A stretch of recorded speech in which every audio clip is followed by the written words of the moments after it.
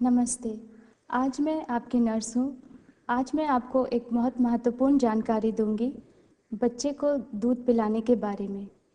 क्या आप जानते हैं, हर साल करोड़ों बच्चे 28 दिन का होने से पहले मर जाते हैं। उनमें से कई अच्छे भोजन की कमी से मर जाते हैं।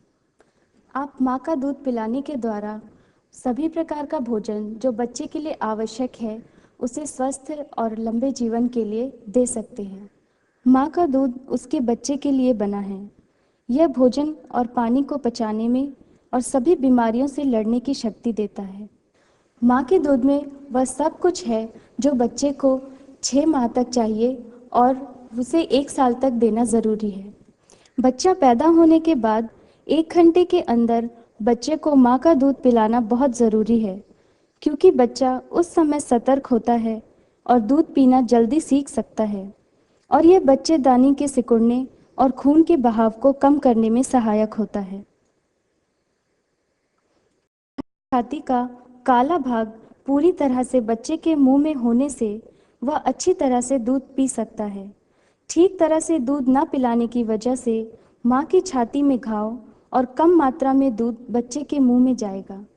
पहले कुछ दिन बच्चा बहुत ज़्यादा सोएगा, इसलिए आपको चाहिए कि बच्चे को जगाकर दूध पिलाएं।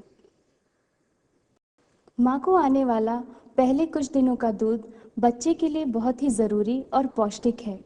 यह कुछ कम मात्रा में होता है, पर यह काफ़ी है और रोगों से लड़ने में सहायक है। अपने बच्चे को इस महत्वपूर्ण भोजन से वंचित ना करें।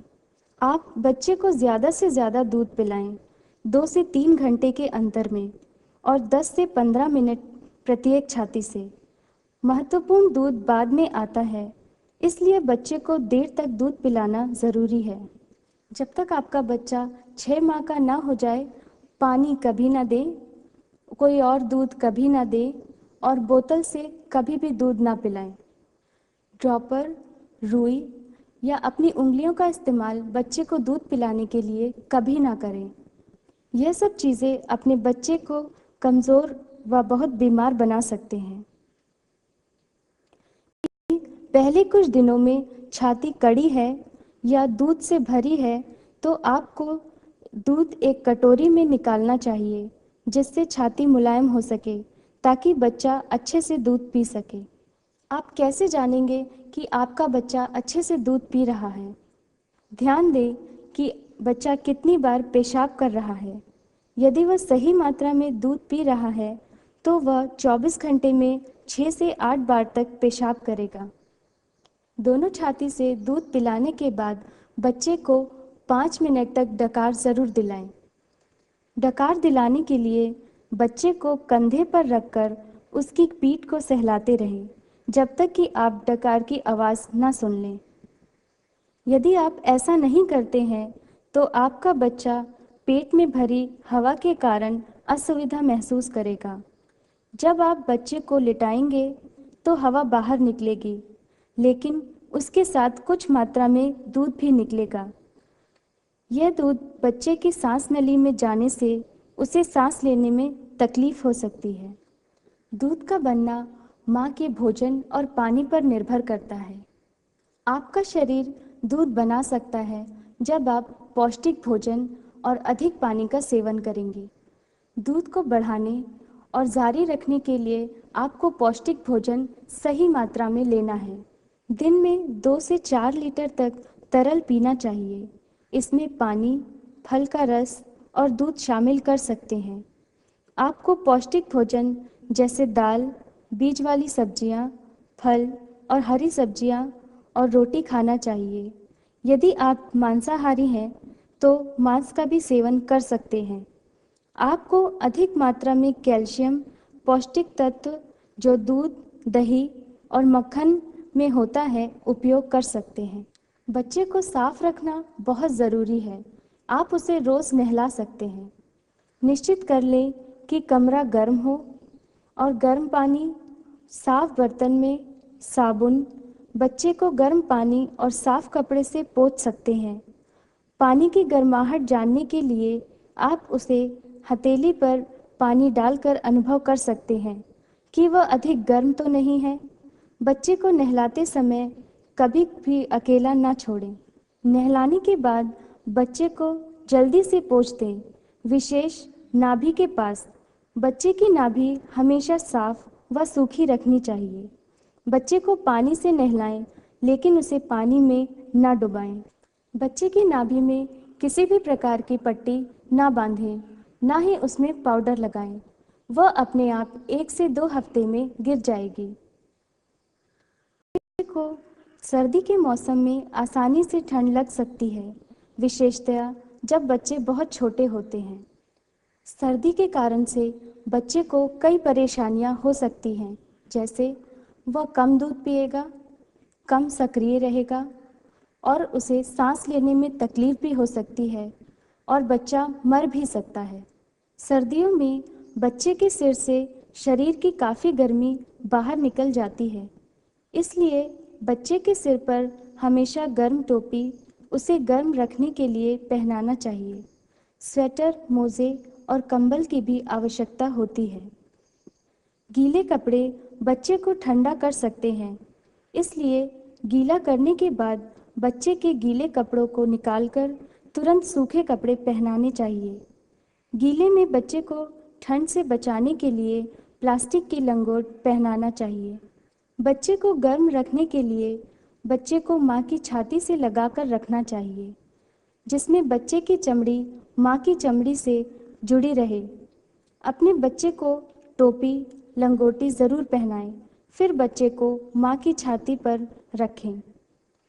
यह आप या आपका कोई रिश्तेदार भी कर सकता है और माँ और बच्चे दोनों को कंबल से ढांक कर रखना चाहिए। आपके शरीर की गर्मी से आपका बच्चा गर्म रहेगा।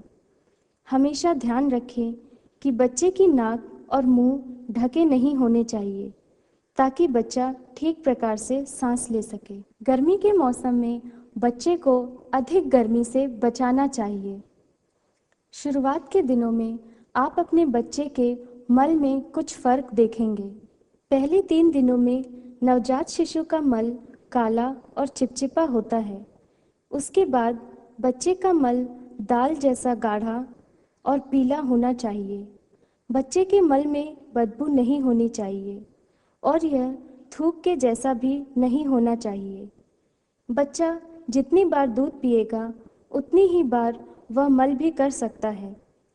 कई बार वह कुछ दिन तक मल नहीं भी कर सकता है। दोनों ही तरीके सामान्य हैं। दोनों बच्चा या बच्ची के स्तन बड़े हो सकते हैं और बीच का हिस्सा सख्त हो सकता है। यह गर्भावस्था में हार्मोन्स के द्वारा होता है। इसके इलाज की आवश्यकता नहीं है।